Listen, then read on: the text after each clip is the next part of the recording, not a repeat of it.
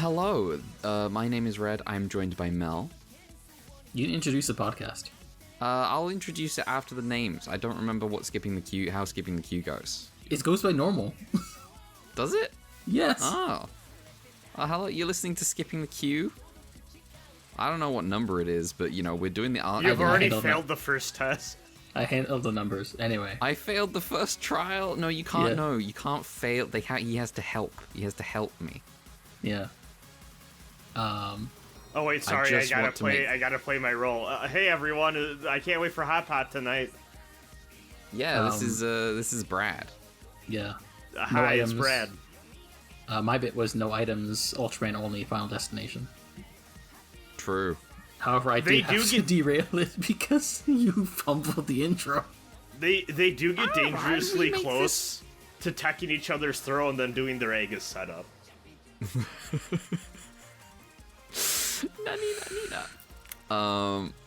The fucking...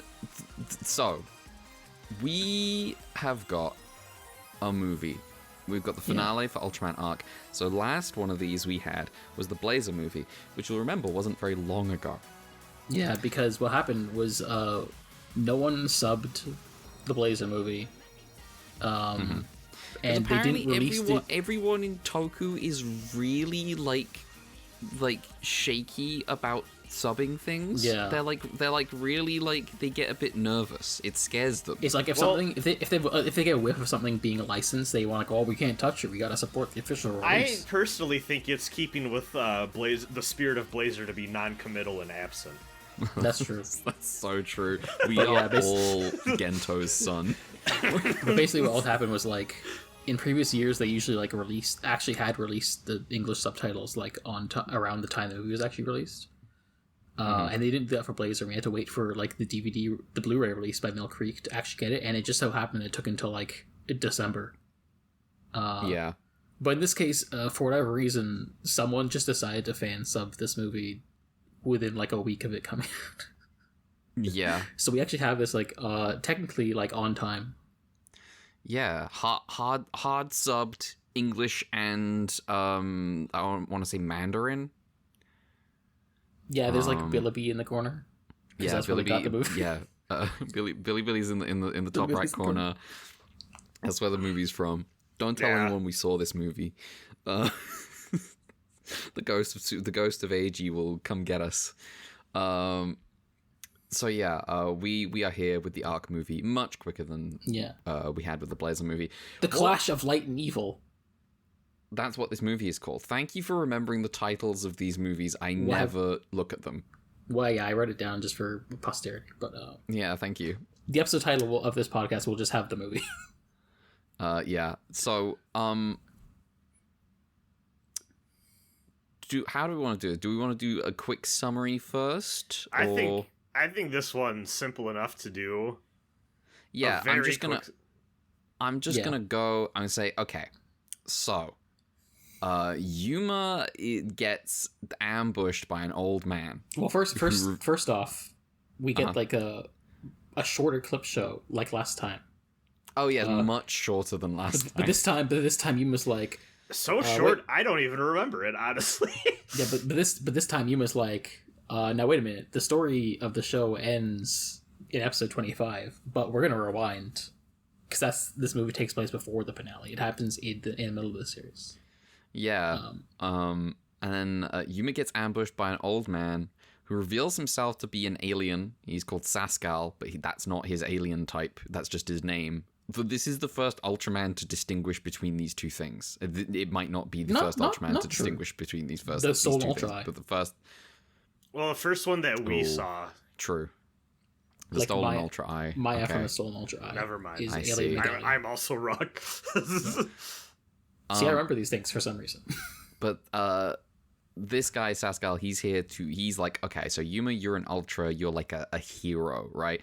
Now, it's my duty to cross space and time like a Time Lord and test your righteousness less like a Time Lord.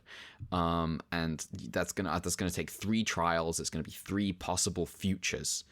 And the first trial Yuma gets presented with is there's a guy who wants help saving his pet kaiju. And the kaiju is a dog wolf kaiju. And, initially Skip, Yuma's like, we do have to tell the cops about this. I'm real sorry, guy. And the guy's like, this is fucked up. I can't believe that you've betrayed my trust, and I have to go try to save my kaiju dog.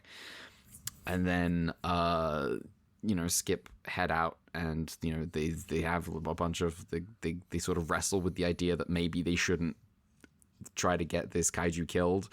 And then it turns out this kaiju's a good guy, and it's been protecting the land from other bad kaiju. And then it dies of old age. And the lesson that Yuma has learned from this is that he has to have a trusting heart or something. And Sascal does his little fucking and his he's a presenter on a game show. He's a Saskatch, which is like his call for that's you passed. Well done. Yeah. A real Sascal's wager. Yes. Second trial, there is a plant. Second trial is Among Us. There is a plant, and it is parasitic. It infects humans and makes them act. Explicitly not Yuppie. Yeah, it like infects someone. Give me a second. Me always voting for Yuppie as the traitor in the Among Us lobby. She was like, it could have infected any one of us. We get like the shot of everyone like looking suspiciously, including Yuppie, and then like Shu slides on the screen. He's like, not you. It doesn't affect robots though. I'm voting to throw him out of the airlock all the time, anyways. I was thinking you would have interesting opinions about this section. This is, I think, the only time in the show Yuppie gets attacked, so it is my favorite segment of the three. Yeah, because I found out 5 minutes ago you posted. Yeah, I did post me rewinding the clip where Yuppie screams in terror over and over again. Sorry, I got interrupted. Where were we?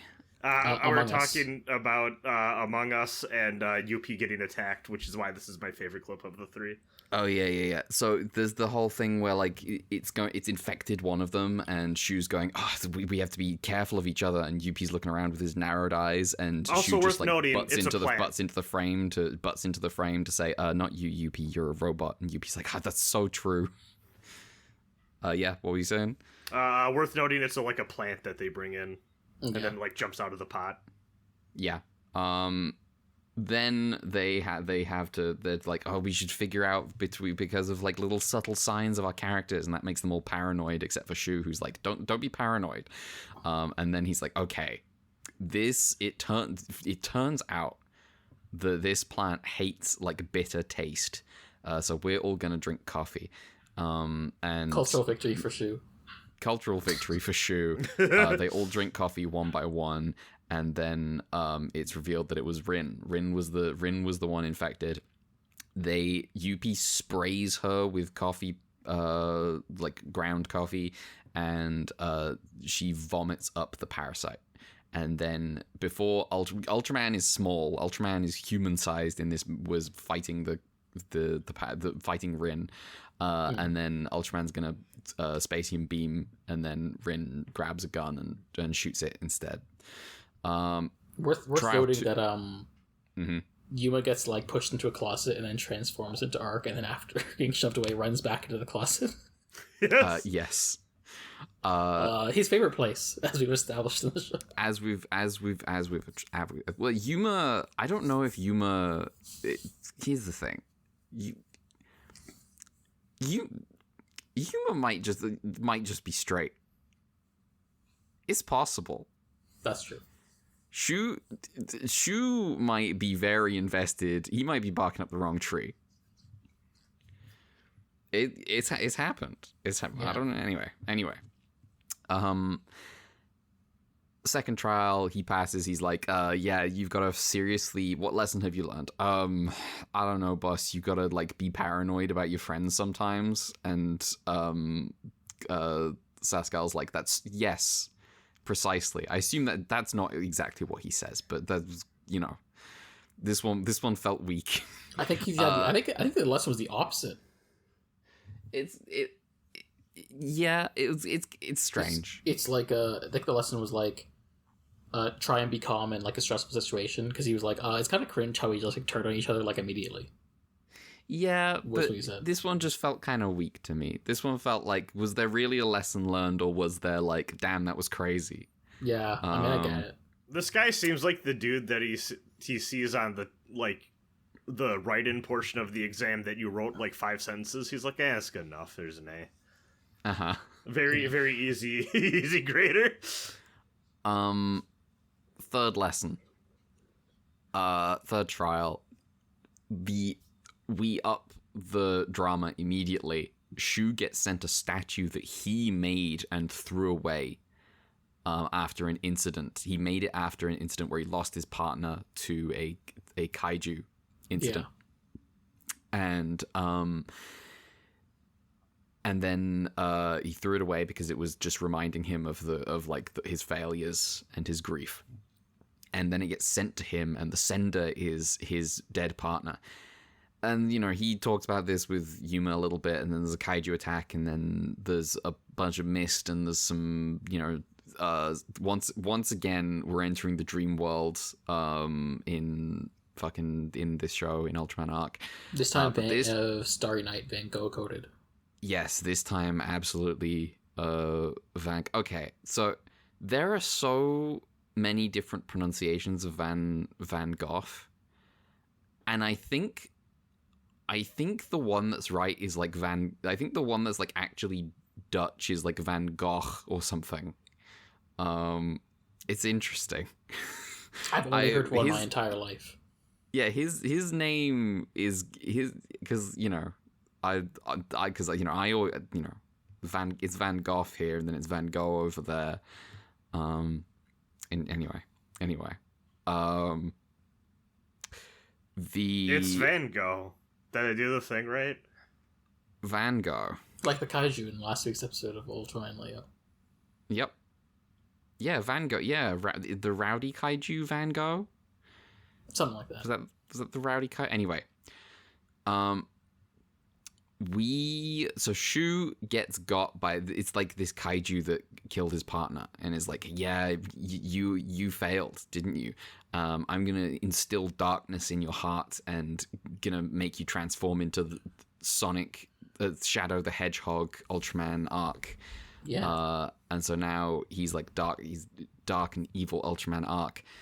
Yuma transforms into Ultraman Arc, and they have a fight, and then Yuma begs Shu to. He's like, Shu, we have to connect, and then they connect, and like they understand one another, and then they both in unison turn on this kaiju that I've forgotten the name of, and they fight back. They go up to space with it. They like take the ground up with them into space, and then they fight up there. They do a thing where they spin the platform really, really fast, and then they like do a double like slash on the kaiju, and then that's it. And then the Earth comes back to Earth.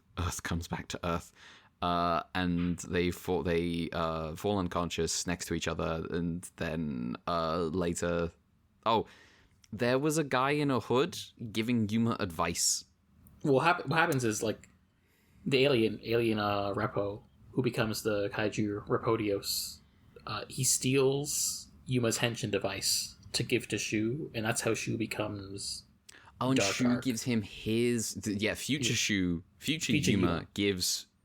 Yuma gives Yuma another henshin device. Yeah, yes. so they get to reveal that's the guy who the hood is.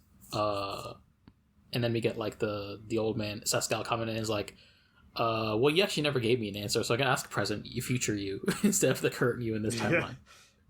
What's the lesson? What lesson have you learned? And the lesson he learned is that if you have like strong bonds with your friends, there's nothing you can't do. And he's like, Saskatch, well done, you passed all 3 trials, well done. And then he goes off to presumably give Gento his parenting trials. and that's the movie. There's like a little bit of an ending scene where like, oh, what happened? That was crazy. I said, that was crazy. No idea.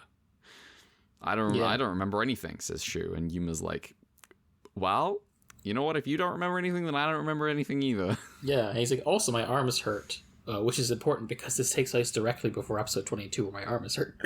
This is like, oh right. So that's how he got his arm hurt. Okay, yeah. This isn't. For a moment, I was like, so there was a. The first time I kind of picked up on, hang on, there's something strange here. When I was watching Naruto and I didn't know what a filler arc was. There was a foot race filler arc after, I want to say, like the Chunin exams, and the like Sasuke's arm is injured. And then he gets better in time for this ninja race arc, and then he gets injured again towards the end of that arc in the exact same way. And I remember thinking, hang on, there's something strange here. There's something, I don't know what this is. Somehow this doesn't feel real. Never watch Naruto without knowing about filler. Probably never watch Naruto. Yeah, that's what I was gonna say. So that was Ultraman Arc, the movie. How do we feel about it? No pressure. It makes that Blazer movie look a lot more impressive by comparison, in my opinion. Yeah, I enjoyed it, and I respect that they wanted to leave the finale as is and wanted to do an interquel instead. But I also feel like the 3 vignettes thing, which feels a bit more like we did 3 episodes of the show in the movie. Yeah. Kind of weak, especially because like the climax, where it's like the movie is titled. The selling point of the movie and the title is based around the fact that it's like a dark arc, and the fact that it's like Shu and Rice's backstory. Technically, his name is Guile Arc, but you know. It feels like maybe maybe that like they try to do something structurally different with the movie, but also I feel like if you're gonna like do the whole Shu becomes an evil arc because of his troubled backstory thing, then maybe the whole movie should have been that. And also I guess I'm just like, damn, I guess the show's like it feels like they wanted this is like what happens when you can only make 25 episodes of a show you wish you could make 50 episodes of. Yeah, it's kind of like it's a last hurrah for some characters that I don't really have much like attachment to. Yeah. I also don't think it's a little strange. I don't feel like we get a ton of character stuff. We get like one conversation and a teardrop, and that's about it. Yeah, we do. He does heal Shu with a teardrop, but also on like, I don't know, she got brainwashed. Like it's ostensibly the darkness in his heart, and technically it is like tying into his backstory we alluded to in the show, but like this is the first time we actually get details of it. Yeah. But it's like feels like, damn, imagine if this was in the show and they had like an episode, if it was like 2 episodes instead of like 1/3 of a movie. Yeah. It's weird because it's tucked away in this thing that they can't assume you'll ever see. And like obviously it's coming out after the show, so like they're not gonna reference it. It's weird because like it's tucked in this thing they can't assume you'll see, but also the expectation is also if you're a kid in Japan, you're going to watch the show and then you're gonna drag your kid to see them. You're gonna drag your parents to see the movie a month later. Yeah. My big issue with this movie is I just don't think it's all that fun. And when you're doing like nothing matters because it's all kind of like happening in dream. Actually, hold on. I just realized this is the 4th goddamn time we're in weird dream space. Where God damn it, they did it to us again. Nothing matters here. Nothing matters. It's all a mental test. They're like, oh yeah, they were like, we're doing the imagination show, so we're gonna do a threat that's imagination based, and then do it 4 times. Do you think someone at Subaraya saw Inception while they were planning Arc and they were like, holy fucking shit? Lack of imagination, it turns out. An imagination show. Anyways, what I was gonna say is if you're gonna make like I was thinking about the Dragon Ball movies a lot during this, because if you're gonna make like a side thing, like it's kind of happening, but like you don't really need to worry about it mattering to the overall narrative type thing, like that's your excuse to go all out and do something ridiculous and something that'll really leave an impression. And kind of like we discussed, I just feel like we got 3 rushed episodes of what would have been a show I am already kind of tepid on. So I was kind of whatever on this. I don't think it's like awful or anything. I think on their own, the 3 ideas for the vignettes are like fine. It's just also like it's kind of bland for like, if I was a little kid seeing this in the theater, I think I would have been like kind of bored a little bit. I think if I was a kid in the theater, I'd be like, oh man, it's Dark Arc. Cool. That is true. If I was a child, I would be like, wow, it's the dark thing. I'm gonna make that my new profile picture on something. Yeah. That is. I also too probably would have had that reaction. Though I do also think I would have been disappointed he's in the movie for such a short amount of time. He's like, it's like they built like, oh man, there's an evil Arc.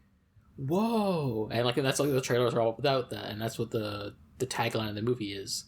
And the fact that it's Shu, but kind of like, oh man, it's like theoretically a big deal, but also does not necessarily feel like a big deal because it's like 1/3 of the movie. Child me disappointed that the Dark Link fight in Ocarina of Time is like a 2-minute thing. Damn. Yeah. I'm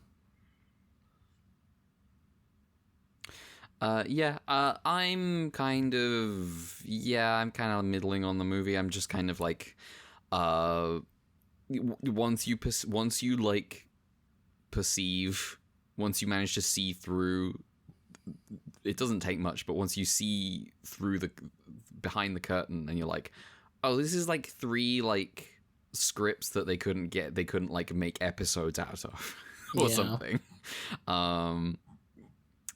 And it's just kind of, okay. The highlight for me is the old guy. I think the old guy's fun. He's fun. I like him. I did like we get like one fight with like human size Arc, because it's obviously because Ultraman is like the Kaiju show. We don't often get human size fights. So it's nice. It's nice to have a treat like that. Yeah, that's good stuff. I think it's okay. Talking about the individual vignettes now. The first one, cheating.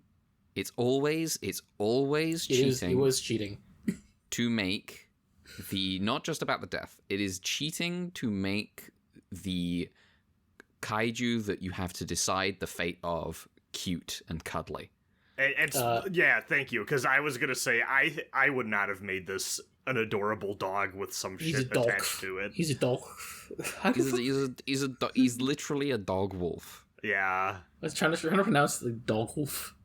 I feel like I'm choking. I think what they're saying is like doguruf. Yeah. But in anglicized as dogwolf. Dogwolf. Yeah.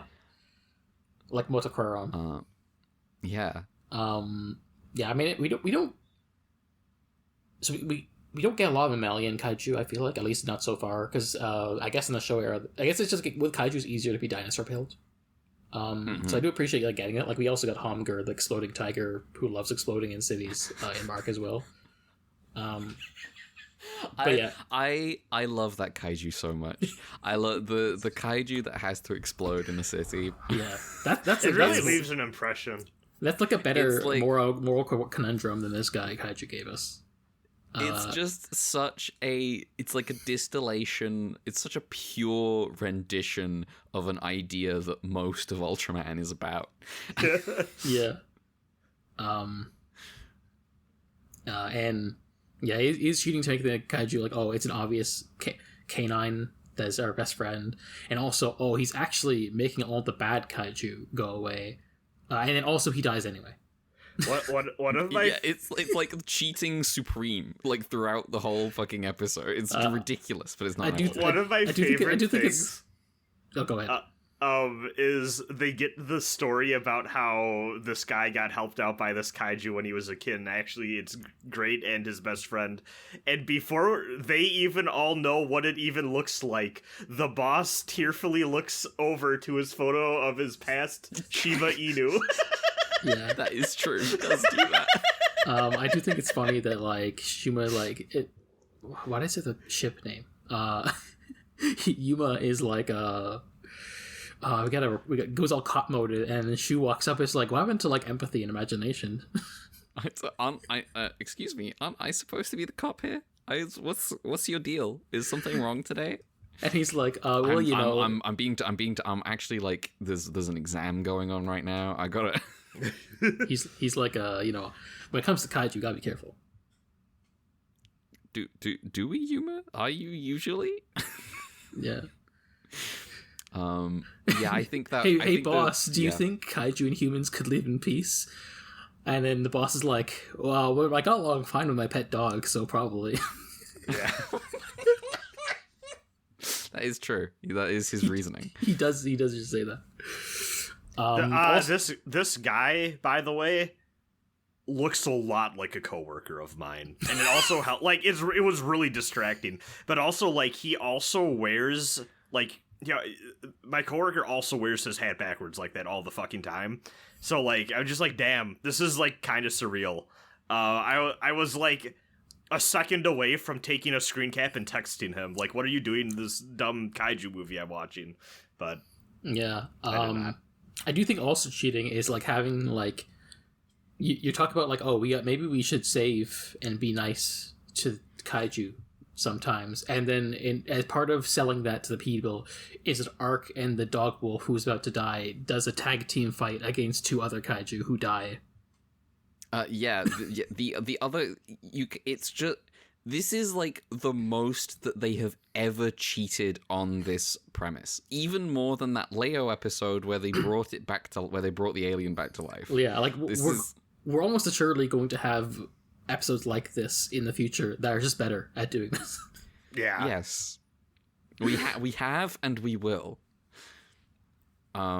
It's like it's like I came into this with the idea of like, it's cheating to make it a cute dog, but everything about it is cheating. It is the most sourceless rendition of this idea. Like, I think even like Blazer, I think even Blazer had a better episode of this, with like the one where like Jun says to Gento, his son, he's like, hey, maybe you shouldn't kill the mom. Yeah. It's like, we know we can do it. They can do it, but I don't. They maybe this is why this script didn't get to be an episode. Also, doesn't even say part of the feeling of like, why does this feel like 3 episodes? Is also, for whatever reason, halfway through each vignette, we also just get an eye catch. Blew my mind. Multiple times. I was like, were there ads in the cinema? What's going on? Were they just pausing them? Was there an intermission every 15 minutes? Oh, yeah. Crazy. This is a bizarre movie. Yeah. The second one, the Among Us one, I have like very little to say about. It's just kind of like funny bits. Yeah. I don't want to see people throw up when I'm watching my fun little movie. Did we need to do that? It really bothered me. It's a little bit too gross out. Like, it's not that. I've seen a lot worse. Brad's not of the Nickelodeon generation. See, I am. I didn't like it back then either. But yeah, I was just like, school saying, "Ugh, your lowbrow humor." Yeah, I'm a Cartoon Network child. That reminds me. I just, before we started watching the podcast, I saw a clip of Robert Ebert saying like, "Damn, Batman and Spider-Man used to mean something, but not these. They used to be individuals who meant something, and not these like teenage turtles who talk like hoodlums." And who have no individual identity. I'm like, come on. Oh my god, Ebert. Oh my god. Have you ever seen the Ebert clip man. where he reviews Rugrats the movie? No. It's a hoot. Everyone should look up Siskel and Ebert on the Rugrats movie. One of my favorite YouTube videos is Siskel and Ebert review Excalibur, and you scroll down and the comments are just like, I love them, but they got this one wrong. That's like half of every clip from that show. I know. It's just it's always it's like so charming to people who go, I love the boys, but I think they just got this. I think they were wrong on this one. I think it's a masterpiece. I just have to watch Excalibur. Shoutouts to their. It's a good movie. Shoutouts to their Ghost in the Shell review, where they spend the entire time being like, the woman is naked, but she's also really powerful. What's the deal with Japan? This is so critics. Yep. This is how it goes. This is real criticism. Yeah. I need to zoom out a little bit so I can get all this. So I'm gonna let you in on a secret. I've been carrying off this conversation while I have been doing the sorter. Everyone point and laugh. You didn't do your homework. Damn, and I even now. like reminded you yesterday or the day before. Yeah, I know. I reminded myself this morning, and then I watched the movie and closed my laptop and went, eh. I think this is the most I've looked at my sorter results. I'm just keeping that spoiled.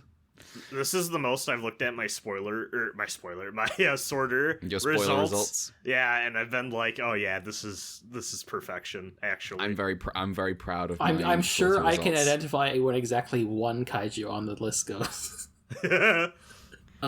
Which one? Oh no, we'll see. We'll see. We'll see. Also, I don't think you're ready for my number one. We'll see. Okay. Anyway. Plant Among Us. Yeah, Plant Among Us. I don't know. It did just feel like she was like, I need an excuse to bring out the coffee. I do honestly think this is the weakest one of the three. I joked earlier about it being my favorite because UP is attacked for the first time, but there's almost nothing here. Yeah. It's like when they get to the lesson, and I was like, okay, what lesson can you have possibly learned from this? And he's like, well, the lesson is that was a crazy situation. And it sucks that we were kind of paranoid about each other, but we did have to mistrust one of us. We did have to do that.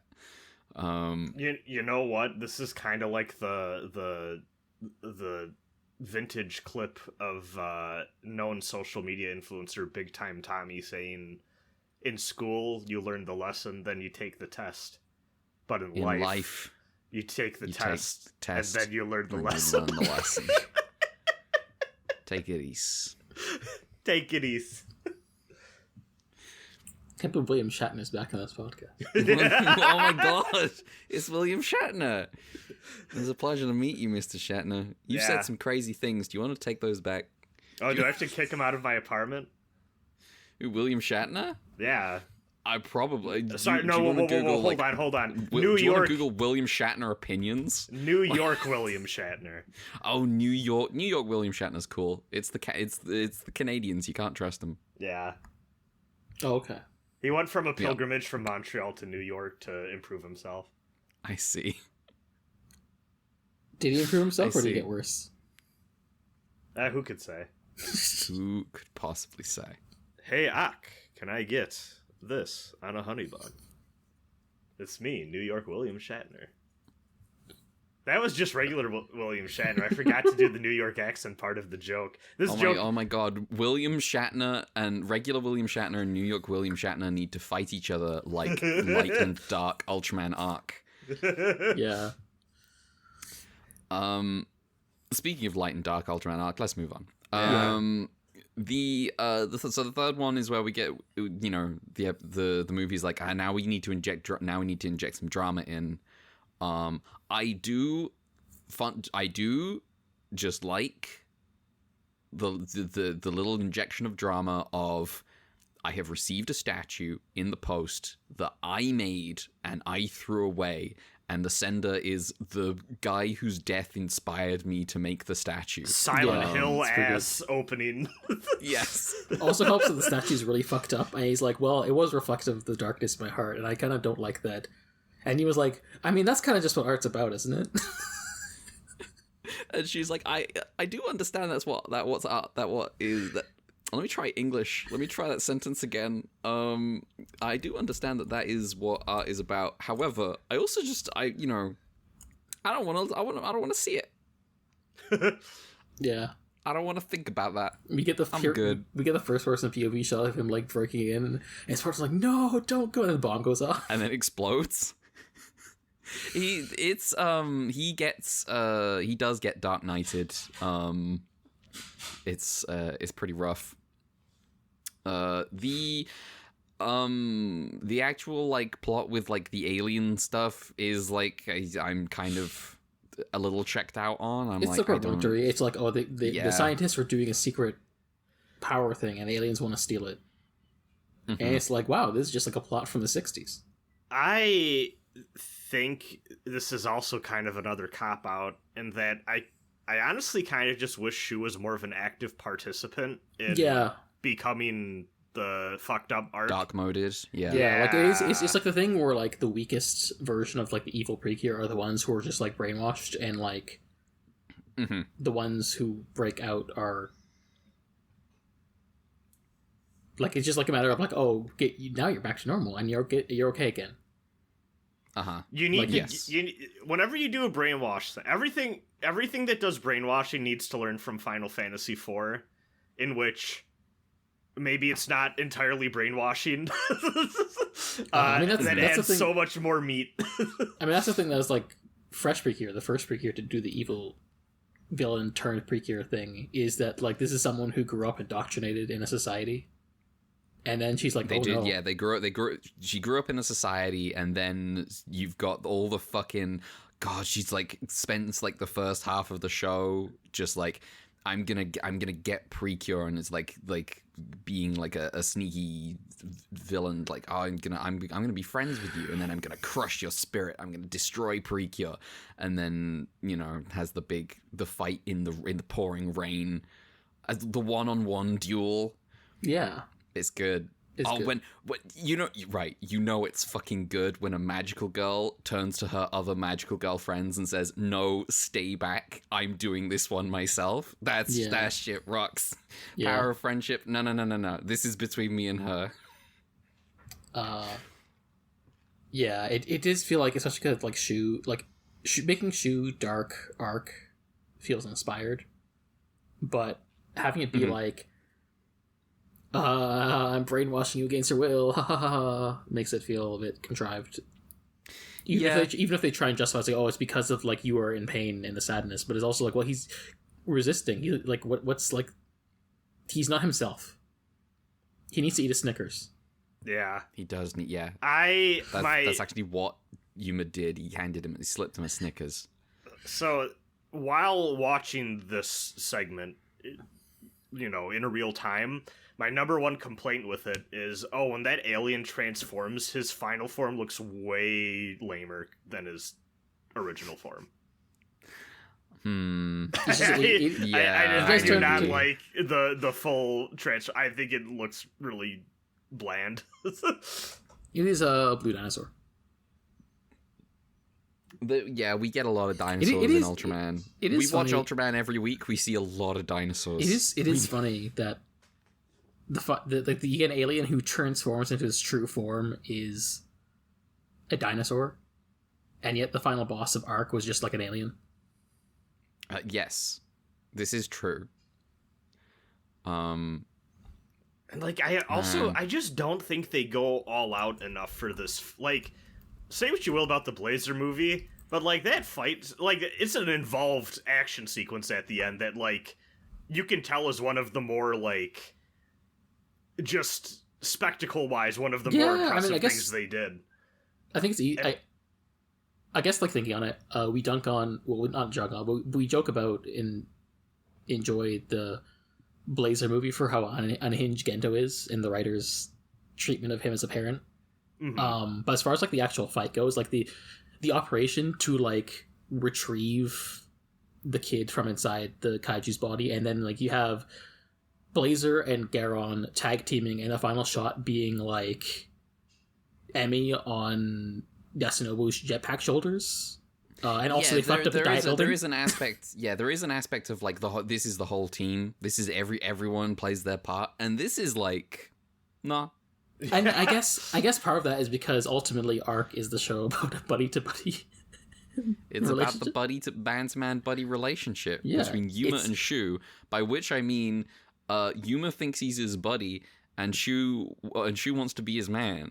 Yeah. It's how it goes sometimes. Like it is fundamentally like Arc is a show about Yuma and Shu, and the rest of Skip is there, but they don't actually matter that much.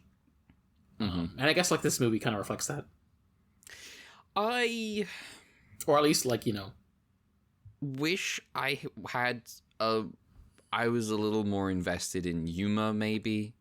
I think I'm still kind of like I don't have strong feelings about the characters in Arc. Even Shu is like you know he's a state of the cast. I think he's funny. But it's kind of, I think it's just kind of a weak one character-wise, maybe. I think maybe my issue is that imagination is a very broad concept you can apply to a lot of things in a very abstract way that I think sometimes makes it a struggle to actually write tight story or make a tight theme for stuff, if that makes sense. Yeah, like sometimes they do clever stuff with like imagination as empathy, as being like the leap where Yuma was able to trust the alien, where Shu, because of his cop-moded backstory, which we find out in this movie in detail, wasn't. But also it does mean like how do we escalate to evil imagination, and then they do like stuck in the dream 4 times. Yeah, because I guess I don't know, maybe there wasn't enough imagination. They just you know, like every writer on the team watched like the penultimate episode, the penultimate arc of a shonen anime, and was like, oh, we should do this, and they all came in with their episodes. I think ultimately you know, this is kind of like, you know, nice idea. I think you need a little more work. Yeah, I think just like go back to what you said. I think like Shu probably is the strongest character in the cast, but maybe not necessarily like mean he himself is the strongest character. It's just more like, you know, grading on a curve, relatively speaking. Yeah, I think so. I think that's probably true. Yeah. Which is a shame. Oh well. Yeah, it is weird because it's like, you know, I still feel like overall Arc is more consistently good and solid compared to Blazer. But also maybe like Blazer has still had the higher highs when it comes. Blazer has the guys. Yeah, and like normally Blazer has guys. This is interesting for me because normally I do feel like I am on the opposite end of this, where I can forgive a lot if I like specific characters.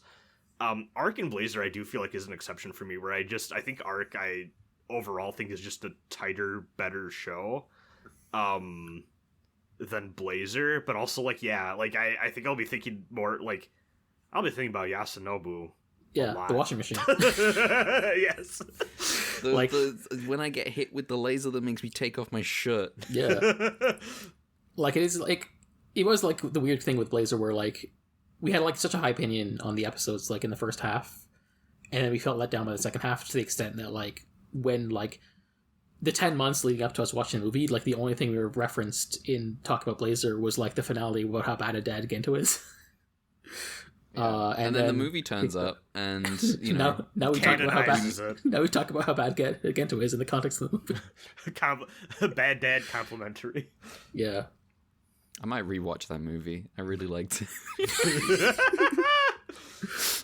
I'm happy you have this. It is probably worth noting. This is like the first time we got like an evil, well, you know, quote unquote, like official branded evil that we know Ultraman. of. Yeah, it's on not our like podcast. a Zarab situation. Yeah, like this is the first like dark Ultraman on this podcast, so you know. Oh, besides the original Ultraman. Well, you know, there's like classifications. Yes. There's like our definitions, and then there's Super I definitions. Yes. Now the dark Ultraman would not have committed the crimes that original Ultraman did. He would be like, you know, he'd be with Jamala destroying the UN.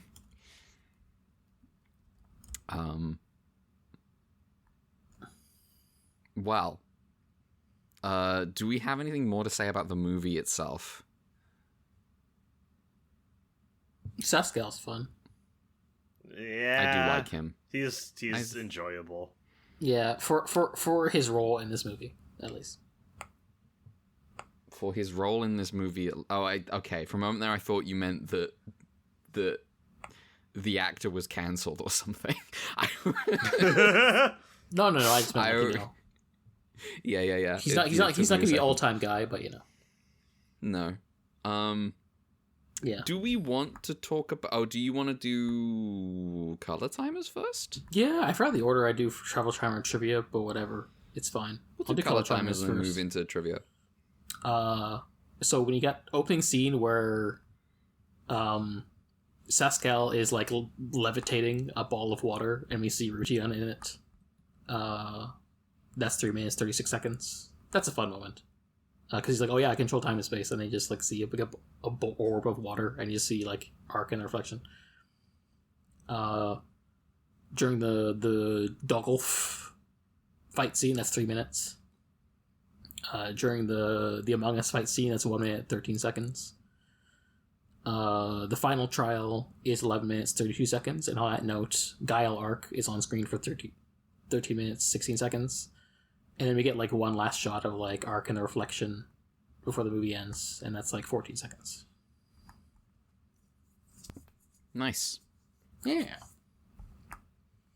I guess I can go to trivia then. Yeah, sure. Just some run back on the finale because they only put out some of that stuff like weeks after the finale. Sweet's alien form was designed by Tomo Hyakutake. Suit actor Satoru Okabe.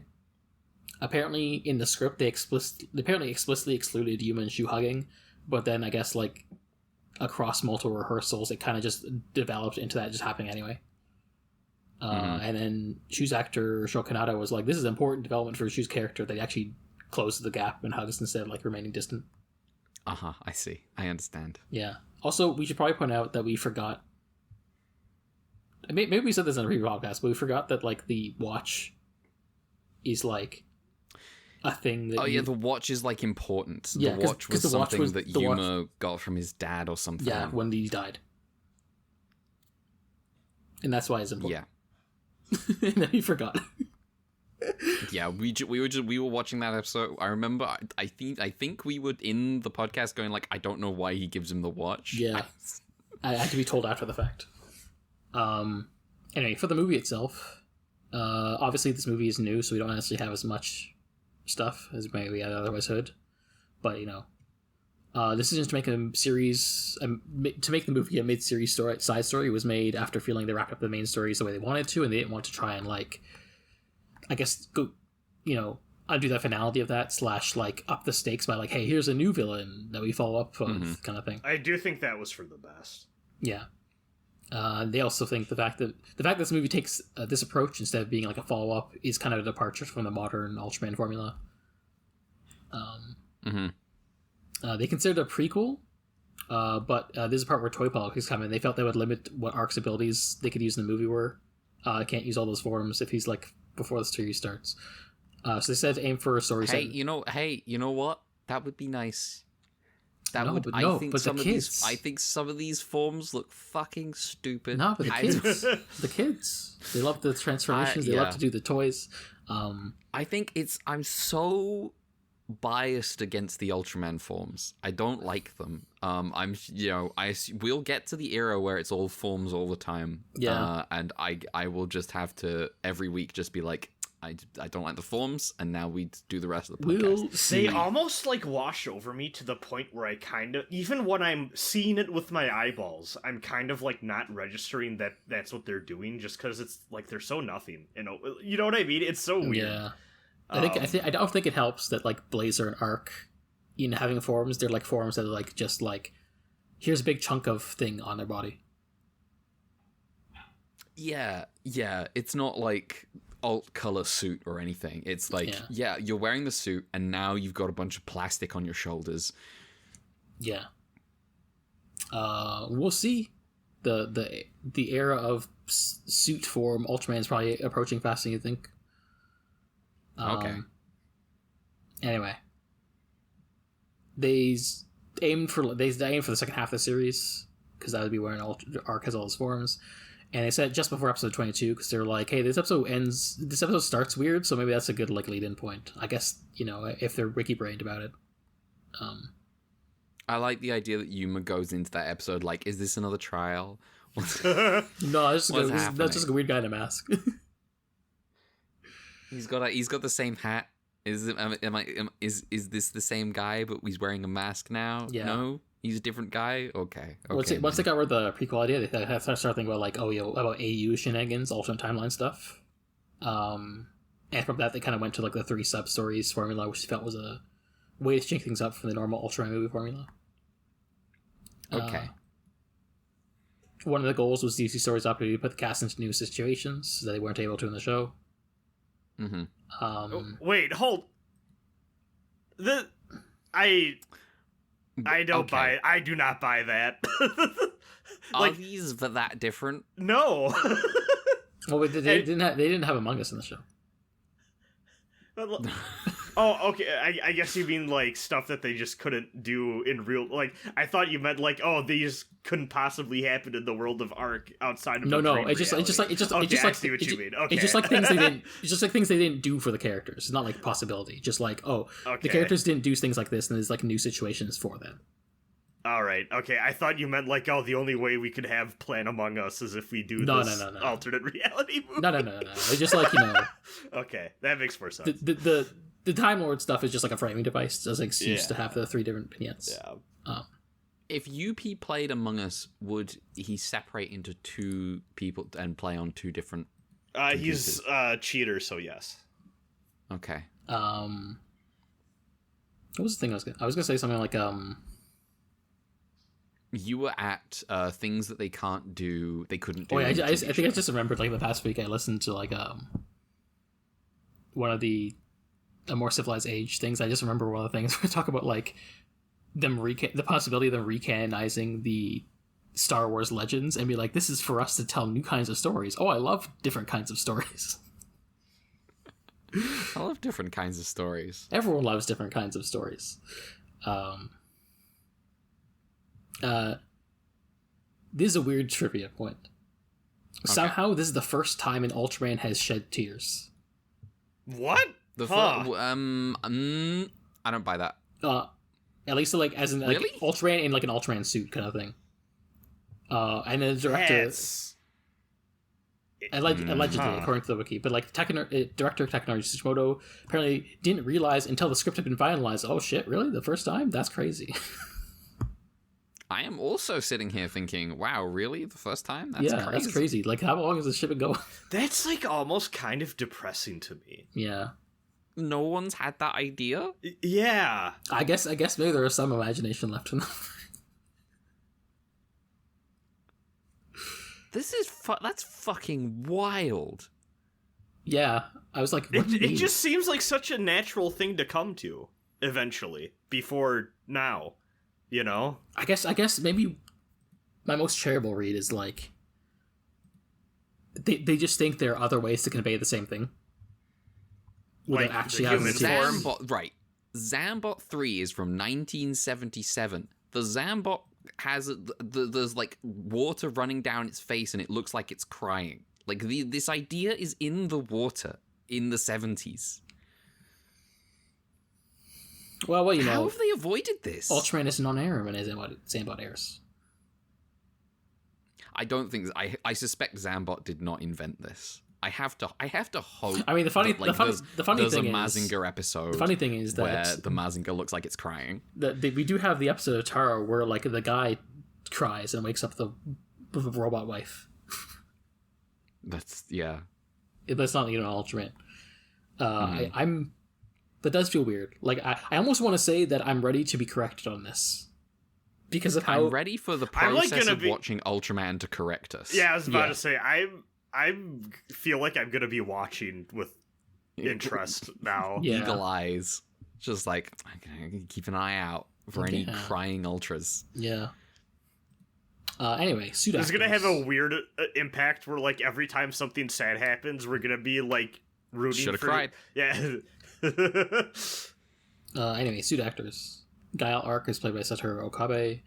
Reppo Dios is played by Hiroyuki Arai. Shagon is played by Shin Takahashi. Zero Gelos, because we have another Gelos. We forgot about that. Yeah, there's another one with no horns this time. Yoshiyuki Kawabura, who's the same Gelos suit actor for all the other ones in the show. Other credited suit actors are Momoka Isakawa, Koki Ikuta, and Issei Hirata. Sascal is played by Naoto Takenaka, whose supposedly fave series is Return of Ultraman, and he's a fan of Go as a character in the Sakata specifically. He likes the performances. He's had a couple roles, as mostly as like a voice actor. He's the narrator in Digimon Ghost Game, and he also shows up like as himself in like the clip shows. He plays a guy called Shigeki Arakawa in Patlabor 2, and a guy called another Oshi joint. He plays a guy called Kimu in Ghost in the Shell 2 Innocence. Ooh, I'm trying to remember who that is. And he's also apparently How do you spell that? Kimu.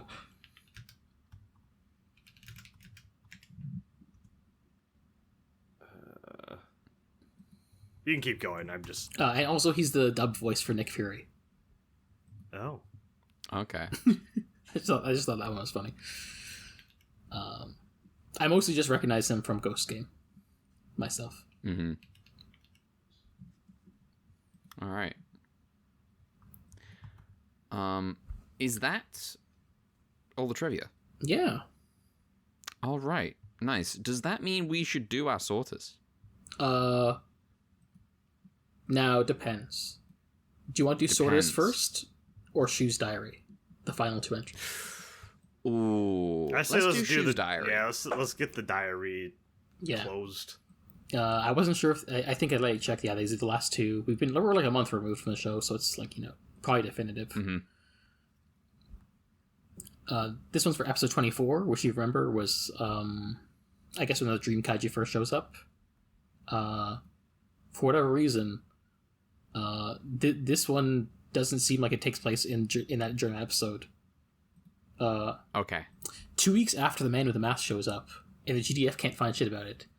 Shoot notes that it's been oddly quiet recently, which has me wondering where this diary happens chronologically. Presumably it's right before episode 23. This has meant that everyone's been chatting about their hobbies. Rin has been taking embroidery classes. Ban is making a digital album for his former pet Chiba Inu. And UP has gotten into watching streamers, and Rin has to warn him about the dangers of getting to how live good on her.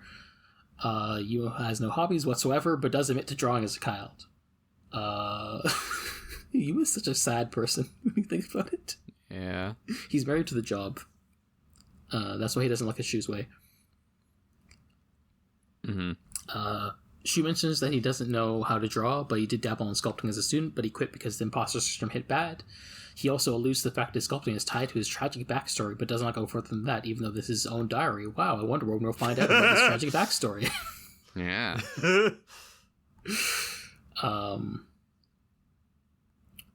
Ultraman is a multimedia franchise. However, he does remember the words his art teacher told him that art is about making more than making a thing, but also the feelings you put into it. Shu thinks it's sufficient to determine that coffee and mystery novels are his own personal art. Okay. And meanwhile, Yuma says his personal art is his 9-to-5 job. Bro.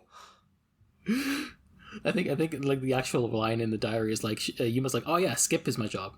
I mean, Skip is my art."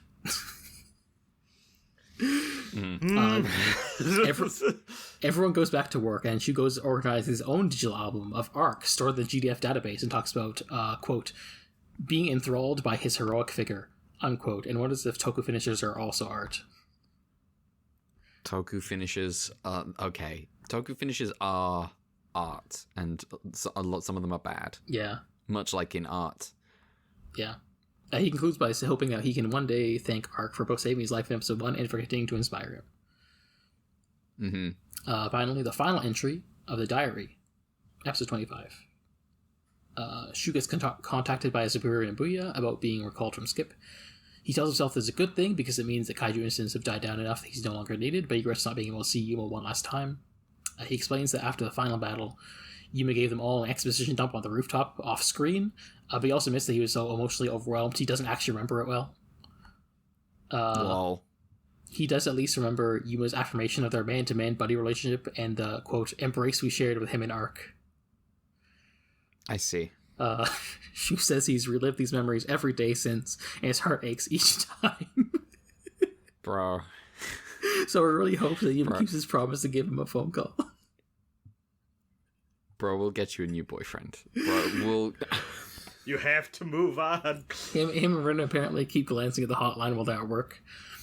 He pauses to comment that the alarm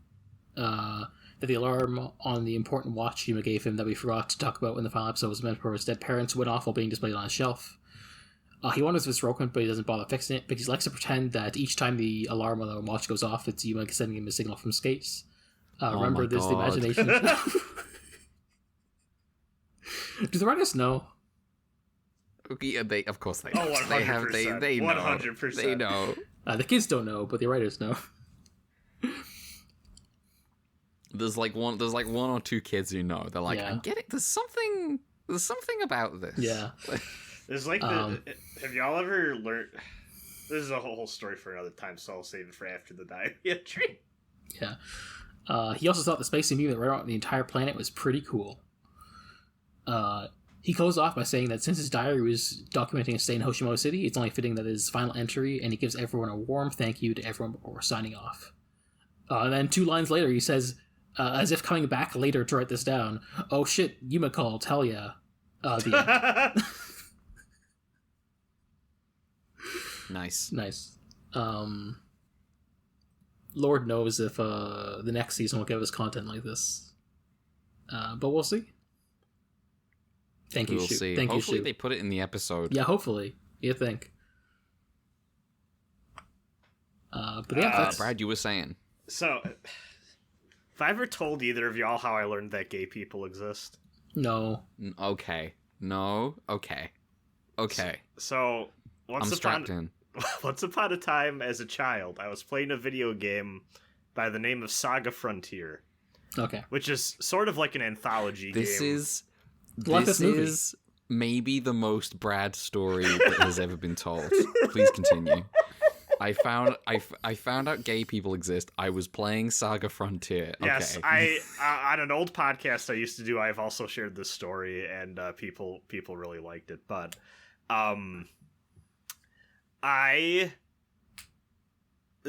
so like Saga Frontier, you have 8 different like stories that you can go through, because like you pick a character at the beginning, then play through their story.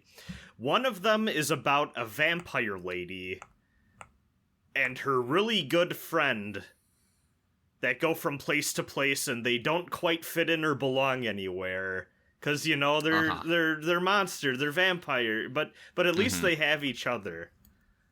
You know, and young me, the gears get spinning, and I go, huh, that's interesting.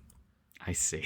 Cut to sometime later in the future from this. I don't exactly know. I can't remember exactly how long, but me being a shitty child born and raised, you know, throughout the 90s and 2000s, my older sister, who I have to give credit, has actually throughout her life been very good about this sort of thing, and had like gay friends and stuff growing up, and was always like, you know, an ally in that way. Overhears young me being stupid and saying like something is gay or whatever, you know, derogatorily, and she goes, "Hey, you shouldn't do that. Do you know what that means?" And I was like, "Oh, it means like stupid." And she's like, "No." And then she, you know, gives me the whole like, you know, speech about what's happening here. But in my child brain, I went, "Oh, that's what was going on in Saga Frontier." Oh my god. And it took me a little while to realize. And in fact, I think it might have been when I learned that my cousin was gay. I knew that gay people existed, but I thought that only, like, women could do it. Like, I thought only lesbians existed. Okay. And it's because of Saga Frontier. Yeah. Nice. And then, like, later on in life, I was like, oh, wait, no, that men can also do that. Okay. I was unaware that Saga Frontier had lesbian vampires. Oh, it's one of the fan favorite. Honestly, I it's very why. fucking bet. it's a very good story. Caveat: I have not played this since I was a child. It could be weird, but you know, I trust you. In fact, Yeah. I'll hold you to it. I'll Yeah. play that game, and if it's not good, I'll kill you. I'll track you down. yeah, you should play Saga. Saga Frontier is a great game. I intend to play some sagas. Yeah. I liked Final Fantasy 2. Yeah. And the Saga games seem like, what if he just got to do his own shit? Yeah, it's great. Yeah. Revenge of the Seven. Yeah, I still need to like play that game. I heard it's good. I have too. I have no reason to believe this other than like a friend kind of passingly mentioning it to me, but like I'm a little afraid I'm going to be an old head about that game where I'm like, they took out the sicko shit, but we'll see. Yeah. Because it does sound like they just made a more normal ass RPG with the Saga stuff as well, and I'm just like, oh, but how? I saw normal a are we video talking? by a Saga head who said that it's hit all the right buttons for them.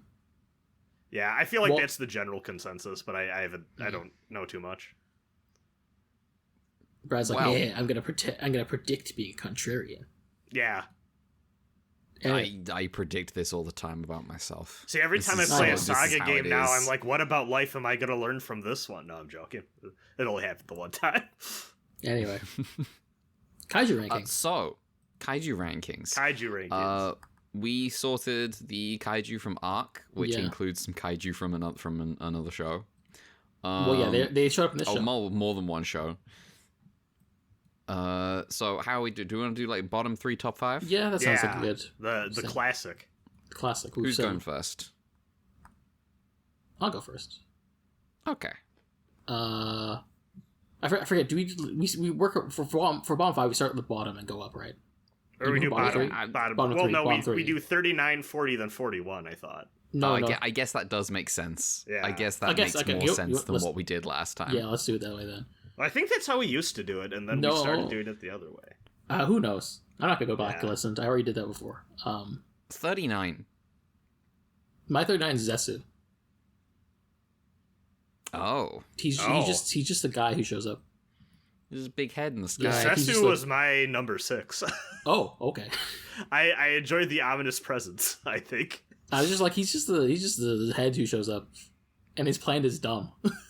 His plan is dumb. Mhm. I think I went all by design of like That's I fair. like the image of a floating thing. It that's is a ominous. cool head. I'm just like his design is so like not in the show that like Yeah. yeah. No, that's fair. That's honestly screen time is a big part of why I liked But him. the potential. We have enough potential, man. Anyway, Yahweh ass design. one of you guys go. My bottom one is Taganyula. Oh, I don't know how that happened really. well, you went reverse order. Oh, no, yes, I'm sorry. 13. Let's pretend that didn't happen. Yeah. I'll cut that out. Okay, My 39 is Doggolf. okay. That's fair. That's Mine, fair. 35 was Doggle for me. Which has open brackets Mugon close brackets. Yeah, I yeah, assume cool. that's the real kaiju name or something. That was- no, that's what the guy Mugon's named. the Yeah, pet name. Yeah, yes. Mugon's the Yeah, name. yeah. Doggolf is a Mugon's the pet species. Yeah. Did you say your 39 was Brad? Oh no, Did you say your 39 was? we were on mine. Mine was Guile Baku. Or Galbaku. Gila Baku. You don't like the tapir guy? It's it's just kind of nothing. Okay. Non-stop Nimmy Nightmare. No, that's a good tape here. I watched her play The Sims 2 last night. Anyway, I've been watching her play The Sims, aka her Crusader Kings 3 streams from like a month ago. they're out in China. They're out in China. CK3. Yeah, they are adding China. It's kind of crazy. Yeah. Yeah. That's big. China big. They're like, oh, China's so big, we have to add a new title above Empire to justify it. Yeah, China's. You could make a whole strategy game about China. True. Yeah. I'm sure one company has made an entire existence off of a that. series of Chinese Yeah. China-based strategy. And then like, games. what if we made a bunch of action games inspired by these strategy games, and that creates a genre somehow? You know how they put like Guitar Hero inside of Fortnite? What if inside of Crusader games? Yeah, they put yeah. Yeah. I mean, there's already CK3 mods when you get to the new Paradox expansion and it's Chinese. No, it's fine. I just didn't think it'd be Chinese is all. Yeah. I think it'd be cool if someone like did like a antiquity mod that's like, oh, it's set in 3 kingdoms, but like, it's set in the 3 kingdoms period, but because it covers the entire map, you also just have the crisis of the 3rd century off on the other side of the map. Lol. Oh damn! What if Cao Cao and Aurelian met on the field? Oh my god. Now we're getting into real... Yeah. That's the real shit. Yeah, it's shit. Anyway, my number 40. 40. Yeah. I feel like maybe this was cheating having them as separate entries, but I put, like, for number 40, number 40 is Supekyo, which is, like, the crystal that's the true form of the Gomez. Mm-hmm. I just kept going back and forth on that one. It's such a weird one compared to all the rest on this list. I think if it was, like, a more of a presence, like, you know, Skull Up the Chat, Prisma, it would have been cooler, but just because it's like just a CG thing that we just get like 2 seconds of, really, I'm just kind of like, you know, it's... Yeah. Like, I wish it had more presence. Yeah, it was mostly, like 25 for me. Yeah, it's more like a reveal after we get like a really weird Gomez. Anyway, Red, you go. My 40 is Pagos. Damn. I can't believe you hate Ultra Q. Yeah. That is not one of the better episodes of Ultra. He's not. But the rainbow's egg. Yeah, the rainbow in the sky looks at black and white footage. Gets up out of my wheelchair. Specifically golden rainbow in this black and white footage. Yeah. Brad, you go. My number 40 was Rapodios. I think this is a bad one that, as the final arc villain, I think it's kind of a letdown. Technically, it's not the final one. No, well, it's like the 5th from final one. For our eyeballs, it's the final one. That one's actually like 21 for me. I was like, as far as dinosaurs go, I liked it as a dinosaur. I also like the color. I like the shade of blue. I think is a big part of it for me. Mel, your 41. Yeah, my bottom one, is Gatara, the fucking Among Us flower. Yeah. It's just whatever. He was pretty low for me too. Yeah.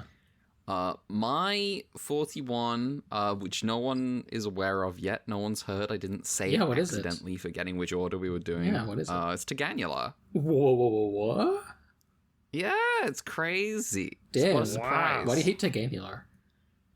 I don't know. Fuck that guy. Fucking. Liz, let me look up Teganular again. I need to have a look at him. Teganular. That was like 16 for me. I think it's all right. Teganula is cool, but I guess just sort of wise, I was just like, you know, that's a Blazer guy. Yeah. And it's not one of my. It's not the Blazer guys that are making it into the top 5. Yeah, it's mostly in the context of this show. It's mostly like Dynasty Warriors fodder, basically. Mm-hmm. But yeah. I forgot her name.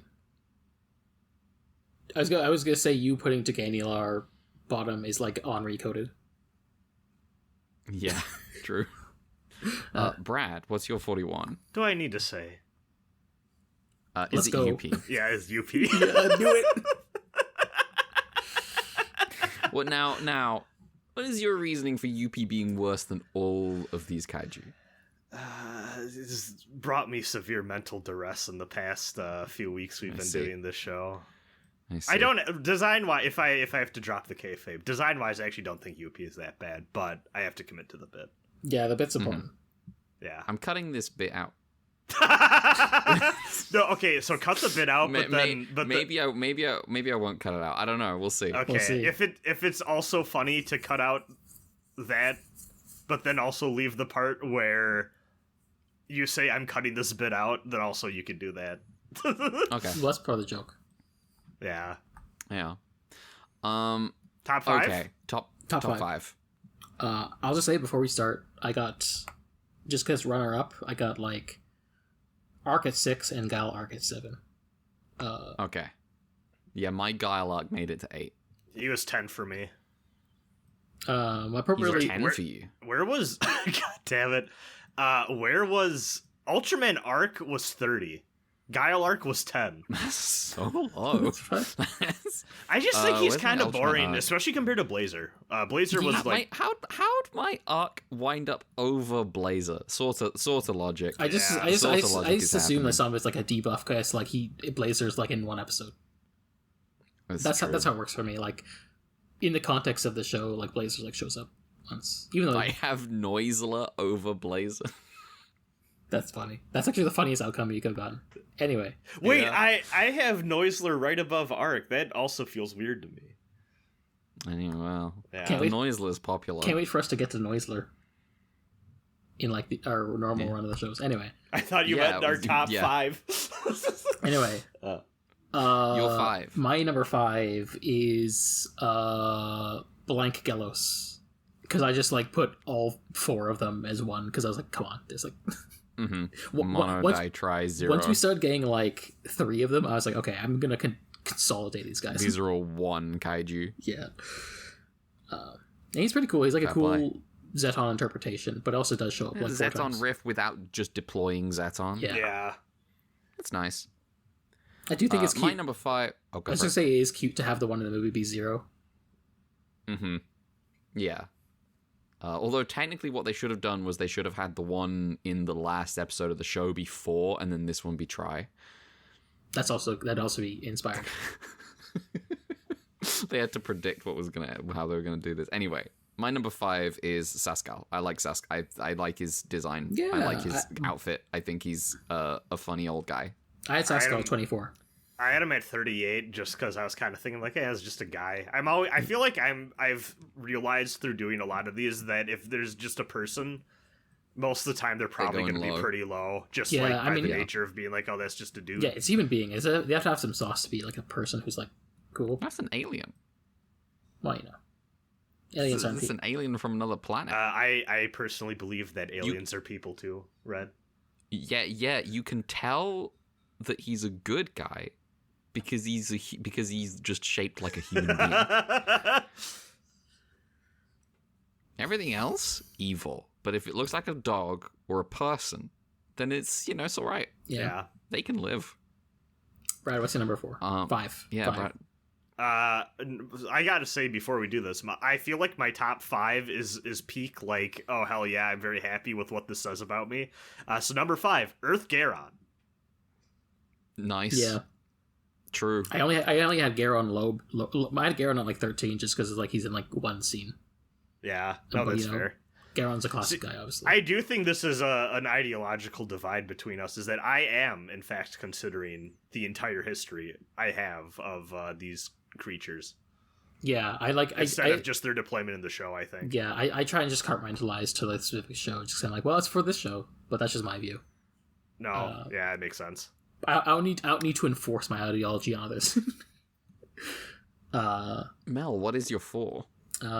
Speaking of 4, where I enforce my correct opinions on people, Mm-hmm. my number 4 is Swede. I think it's a really good final boss. Okay. Swede's good. Good. Sweet is good. Swede was like 7 for me, yeah. Swede's definitely a goofy like character, but like as like the final form boss suit that gets owned by like the laser goes around the entire world. It's pretty good. Yeah. Swede is like, I would say the one, I think I said this at the time too, but like the one villain design we've seen so far that I'm just like, yeah, that's a fucking bad guy. Yeah. Mm-hmm. I really like it a lot. Real female bionicle villain energy. Lol. You know Yes. the one. Yeah. My number 4 is Zangil. Yeah. Yeah. It's Zangil. Yeah. There's nothing to say. Come on, aside. Gomenasai, my name is Zangil Sama. All-time guy. Yeah. Brad. My number 4, partially due to inertia from previous shows, I will admit, Kanagon. Okay. He's a friend. Welcome Kanagon to the top 5. Yeah. Speaking of, my number 3, Kanagon. Yeah. I My Kanagon is at 14. I love Bitcoin Kanagon. Yeah. This is such a goofy guy. This is a pro Kanagon podcast. Yeah.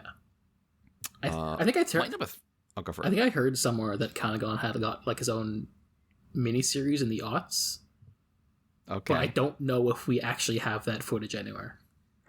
Yeah. The world, they had to redact it. The world was not ready for post 9/11 Kanagon. If you find it, that'd be cool. But you know, What's post 9/11 Kanagon getting up to?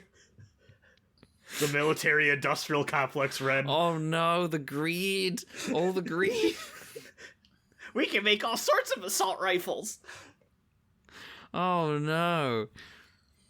I do think it's funny my- that like we ended like the Blazer pod being like, damn, wouldn't it be funny if Jun became Kanagon and then Kanagon just shows up in this show? Yeah. My number 3 is Givas. He means friend. I like that robot. Yeah. It's a good robot. It does mean friend. It's, You can say that because presumably the sun is down where you are. nope. It is 5:12 right now. Oh, you 'Cause, you know, you've had daylight savings time. Yeah, that's true. Mine kicks in at the end of March. That's fucked up. Yeah, Brad, you go. It is not fucked up. This is a stretch of like 4 weeks where we start at like 3 p.m. or something for me, Oh, which is quite nice. nice. Well, I don't really need to start because guess what my number 3 was? This is Give Ass. What is it? Oh, nice. Hell yeah! That's a Give good Ass is robot. cool. That's a good. That's It's a good. It's Controversial got a head in the back of its opinion. head. The mecha people like the big robot. Who would have thought? What a strange coincidence. Yeah, Give Us was 8 for me. I do feel bad about him showing up for that one episode to help out in the final stretch, and we just kind of We didn't forgot that he mention showed it. up. Well, I mean, I didn't forget. I just also think like I didn't care for the overall fight enough to be like, oh yeah. Give Ass. But I did see someone asking you on like your Neospring or whatever the site is called these days, Brad, about like what your like Toku recommendations are for like a mech person. yeah, My recommendation for mech people for Toku is I watched about 7 episodes of Bioman, Oh shit! the Sentai series, a few months ago, and I kind of paused on it, but because I was doing other shit. But that's just a super robot show. That's just that's a Voltes 5. That is just that, like, when they get in the robot, that is just a fucking mech fight. Yeah, I would. That shit's so cool. I would say that like in like the earlier, it's Sentai being like a super robot thing is like more pronounced probably in the past, and it becomes perfunctory in like the aughts onwards, and then like there's a degree to which they kind of bring it back because like it's still like what makes Sentai different from Rider besides just like there's a core team. And when Rider becomes like there's a billion of them, then you kind of need like the robots to stand out even more. Yeah. But yes, my standing recommendation for mecha people who want to try out a Toku, you should check out Bioman. Bioman, the episodes are like each like 20 minutes long, flat. For whatever reason, like the 80s to like early 90s stretch of Sentai is like whatever reason that programming block was like the episodes are 5 minutes shorter than like normal episodes. Yeah, so they go down easy. It just fucking goes. It's kind of good. Anyway, where were we? Number. I think I'm on 2. I got 2. Mel. I got the man with the white mask. He's he cool. looks cool. He's sick. He was 8 for me. He's a cool guy. Yeah. Nice. Where do you go? My number 2 is Earth Garon. Yeah, Because that is my friend. That is a friend. This is my friend Earth Garon. I'm always remembering when he did like fucking John Woo shit. Brad. My number 2, the Pillar. Nice. This Cool. is a fucking creepy ass pillar. I had It the pillar fucks with at- people's brains. I love it. At the filler at 14. But I guess our top 2, our number 2 is in harmony. Yeah. My pillar is at like 7. Mel, you're number 1. My number 1 is Gomen Nasai's Angel Sama. Hell yeah. I respect it. I love this guy. I did not start this sort of with the intention of this being number 1, but I read the name and was like, Yeah, this is my favorite one in Arc. This is Bjorno. The funniest thing is that was a last-minute addition to the sorter. It's Bjorno Biovana. Fucking Bogo's Binted Bjorno was at 37 for me. What? Please explain. I'm so curious why you love Bjorno. I opened the sorter, I hit a button, and it presented me with a guy called Bjorno, and I went, hell yeah. It's Bjorno. Yuma, it's not delivery, it's Bjorno. Maybe Bjorno could give me back my fucking garlic crust that they discontinued a few years back, and I'm still pissed off about. That shit was delicious. DiGiorno, what are you doing? My Bjorno was 38, apparently. Oh damn it! Brad, 37. Brad, you're number one. Okay. I don't think I internalized how stupid this was until like just now. My number one is the red sphere. You know what? It's kind of cool. I think it's cool. It's like a weird fucked. It's kind of like a Behelin. Yeah. The red sphere is pretty cool. I quite like the red sphere. Like as a concept, I enjoy the red sphere a lot. As just like a weird fucked up like. Doesn't it like travel the universe granting wishes but kind of fucked up or some shit? Yeah, like that's a neat idea. I like that. Also, the image on the sorter for the red sphere is striking. Yes, that is true. Yeah, that was the image I could find on the wiki. I'm not really sure where it's from, but it's like it's something. It's cool. Well, there we go. That was our favorite kaiju what a from spread the show of number ones. is Zangil, who is from Blazer, the Red Sphere, and Bjorno. What if there was an episode where Zangil was presented with the red sphere and Bjorno had to be like, "Don't touch that." Hell yeah! There we go. Cool. Well, that's that stupid bit done. Yeah. Thank you for doing the sorter as always. Yeah. Do we have any emails? It's apparently the third. Oh, this is the third shortest sorter. Yeah. These skipping the queue shows are easier. But also like the movie, it inflated the sorter kind of. The movie inflated the sorter quite a bit. Yeah, like this is more than Ultra Q. Oh man. But Blazer's still the smallest because Deltandil shows up like 3 times. I fucking love that guy. We go. That's why that movie is so expensive. They save money on the show by just reusing Deltandil. Yeah, we got at least one email. There's an email by Citrix, so I think it might just be Leo, so I'm gonna... But for now, let's just look. Mothra Fanboy confirmed Arc movie, so hello, Mothra Fanboy. Hello, Mothra Fanboy. I just finished watching the Arc movie, and it was definitely ellipsis something. I really like... mood. You know what? It's really affirming when we get an email in that's like...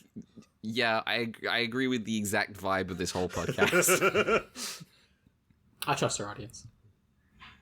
Yeah. I really like the choice to do 3 smaller stories instead of a storyline throughout the film, but here's a problem with that. The 7 stories are kind of mid. Yeah. Yes. Yeah, structurally, I don't think the 3 stories thing is a bad idea, even. The stories just aren't good. First story, or rather the first trial, there's this dog monster who runs a child who doesn't have the thought of stepping out, just leaving the cave. Like, he was stuck in that cave for 3 days and he didn't think it's just walking out. Then he grows up and makes a massive mistake, telling... Children are stupid. You gotta forgive them. Makes a massive mistake, telling Skip the story in Shotgun ensue. There's nothing wrong with the first one, it's just kind of there. I don't really think much of it. Controversial.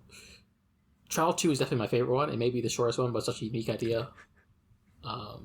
Yeah, I don't think that's us, but we respect it. A space planet comes and takes over one Skip member. This one is so cool. I like seeing the team accuse each other. Seamus Shoe's coffee got wasted in the last audibly coffee typhoon. I did like them. Everyone being like, it's working," and she's like, "My coffee." Also, low budget Chronia from Ultraman episode 31. Yay. And lastly, the big one, the one with the Guile arc. I enjoy the premise of this one, but I do think that Guile arc is only there so Sarai can make more toys. The point being proven when we find out the alien's true form is just a retextured Bazanga. Is that what it is? Oh well, maybe that is why it feels weak. I like the story overall, but it was like 50% fight scenes.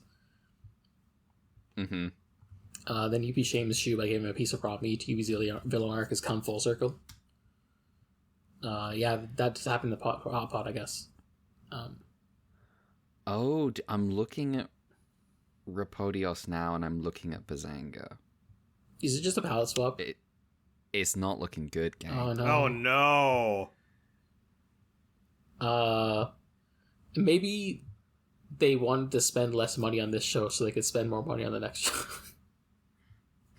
Maybe. Or maybe Blazer was just really expensive. It's possible. Hang on, let me. I'm not getting. Just a random aside. When the Among Us scene happens and the security goes off and it closes the blinds to like the office, I was like, oh, finally, this room has like normal lighting for once. Normal lighting. Yes. The movie is when we turn ray tracing off. Lol. Overall, a good movie. Kind of feel like it wasn't great compared to the rest of Arc, but yeah, it's definitely a film that exists. Also, quick update on my progress with Ace, by the way. My latest episode I watched was Goodbye, Yuko, Sister of the Moon. Lamau. Welcome to Ace, motherfucker. Enjoy your stay. I concede that at the very least, our podcast for the episode is one of our better ones. I think me finding her blog... that was the week I gave up on being worried about copyright on intros or outros ever. Yeah. Well, that's what we switched to Acast for anyway. But Mm-hmm. yeah, I think like finding her Mitsuko Hoshi's blog helped that episode a lot. Yeah. It would have been like not as good if we didn't do that. If I hadn't stumbled upon it. The additional context helped. I liked her being mad about the boat guy episode. Yeah. Yeah. Fairly so. And then he became Skotaro. He does. Goofy. He does. Thank God. Thank God for Kotaro. I should probably be saving this for my AC mail, but all caps, so why would they get rid of Yuko? She was a great character, but I couldn't feel sad at her disappearing because the show never did anything with her. Yeah. So, very true. Anyway, Mothra Fanboy is concluding this email by going, Sasuke emoted, here's 3 trials for you. Uh-oh. Trial 1, since UP is clearly evil, what is UP sentenced to? UP's sentence? Yeah. Oh, I am not enough of a cop for this. Yeah. What Danganronpa style execution are we doing to him that's like ironic and funny? And twisted. What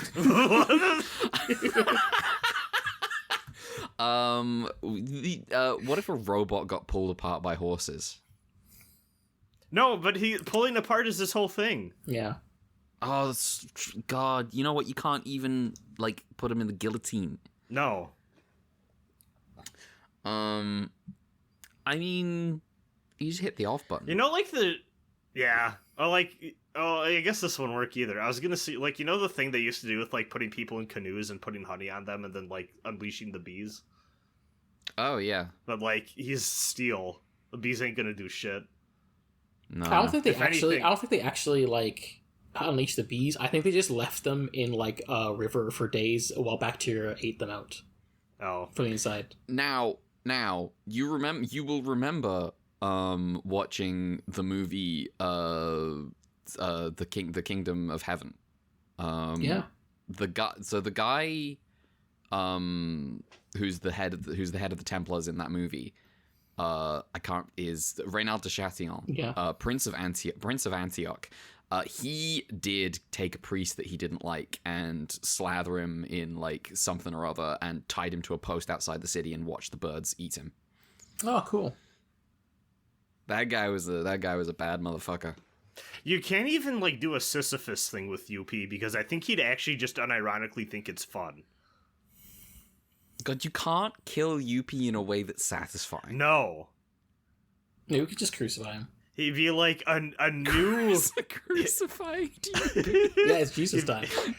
Yuppie the Messiah? Yuppie would gladly die for everyone's sins, actually. Until he hit the button, but you know, you can pretend it's there. Yeah. That's actually what the you know how they stab Jesus in the side? That's what the lance is for. It's to push the off button. Yeah. On Yuppie when he's crucified. I thought, or like cook him in like a big vat of coffee. Anyway, should we go to the second trial? Yeah, I think we've covered the first trial way more sufficiently than we expected. Yeah. You're invited to stay at the Ekabono Inn. That's the one in like episode 6, I think. Yes. Do you go or not, and why? This seems like a cozy enough place. Yeah. If you're not racist. Yeah, I'm not racist against aliens. Yeah. I'm pretty cool with aliens. Yeah. I think they're all right. You know, I wouldn't invite any Ultra friends of mine to come with me. Yeah. I think you know, I don't think they'd like the vibe. I think I'd have to keep the alien thing secret from them. Red. If you sit at a table and there's 6 Ultra Brothers, that means there's 7 Ultra Brothers at the table. Oh God, you're so right. You're so right. I need to reconsider my friends. This is why I just hang out with my psychic pet Peter. Speaking of which, segue. Mothra fanboy's favorite question as Trial 3 was what Ultraman Arc Kaiju do you want as a pet? Oh, okay. Let me. I know Brad wants Yuppie. Yeah, Brad wants Yuppie. I want Yuppie as my Sasuke. Wait, no, but they become friends at the end. Shit. You right. You can't have. Okay, are you aware that Sasuke is Naruto's boyfriend? Yeah, I can't do that. Who's gonna be the loser who makes Doggolf the easy end? No. Doggolf is so it's cheating. Oh, the red sphere turns into a cute little thing that one's when you wish. Ooh. Which Kaiju was that again? Trying to remember the name because that's probably what would be my pick. Zandrius, I think it's Zandrius. I'm gonna have Earth Garon. Okay. Fuck, I was gonna say Earth Garon. No, you can't now. I can't now. Can I check the pillar? Yeah, go for it. Sure. It's either that or Homger, which is the risk of blowing up the house. Terrifying pillar.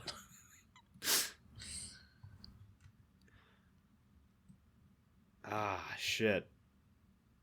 There's not that many. There's not that many. There's a lot of guys in this show, but And I refuse to take the dog because that's just boring. yeah, it's really lame. Yeah. You know dog. what? King of Mons. King of Mons. Oh, you got that. You got the red sphere energy. Yeah. I don't know where I'll put that thing, but you know. Yeah. Cool. Yeah, thank you for thank you for your email. Yeah, thank Mothra you. fanboy. Let me just check real quick. Okay, cool. Yeah, Subject's email is just about Leo, so we're fine. Okay. Okay, cool. We can end this podcast here. Honestly, thank God, it's maybe a little too long. It's longer than I We'll expected. see. It is longer than I thought it would be when I switched over to Audacity. So, join us, or we will have either there has already been an Ultraman Leo episode out this week, or there will be an Ultraman Leo out this week. You know, Yeah. it's one or the other. Depends whether I'm fucking busy or not. I don't know. I do have to go to the dentist on a Tuesday. No. Ugh. It's not gonna be fun. Chugga Deli style. Chugga. Yeah. Anyway, the next one of these will probably, I don't know. The next, like, skipping the queue will be like we'll be reading No, that's the other thing. That's Detour Core. Yeah. The next one of these will be when the new Ultraman show happens. No idea on any like announcements around that. Yeah, because it hasn't been announced yet. Like, we know it's coming, but Yeah. it's a yearly franchise. We don't know what it's gonna be yet. Yeah. I hope I like that one more than the ones we've got so far. Yeah. Unless they crossed. spring up something weird on us in the interim, but I don't see that happening. Like, we knew Rising was coming for like a good while. Mm-hmm. But presumably the next one will just be like the show in like July. Yeah. And that's around. All right. Yeah, whatever. Yeah. All right. Well, that is it. Tune in to the other show. You can find us online. We are on Twitter still at ultra_QUEUE. We are on Blue Sky at ultraQUEUE. No underscore on Blue Sky. I'm also on. What happened to my voice? I am also on Blue Sky. I am at Red November. I think that's what I'm. Yeah, that's what I am on Blue Sky. Mal. You can follow me at DickRounds on Twitter and Blue Sky. We have an email, altqpod@gmail.com. And we have a coffee, AltQ Fund, for the subtitle thing, where, independent of that, there might be stuff in the motion. Also, there'll probably be a Gamma Pod in the coming like week or so, just because that means we're back on track for when my monthly schedule that I planned, instead of being behind. Brad. Nice. All right, Brad. Yeah, I'm everywhere at Be Invoked. That's BE_INVOKED on the Twitter I barely use, and then Be Invoked all one word on Blue Sky. And on YouTube. Not much going on there right now, but... Cool. All right. Well, that is it for the podcast, everyone. See you next time. Goodbye. Goodbye. Later.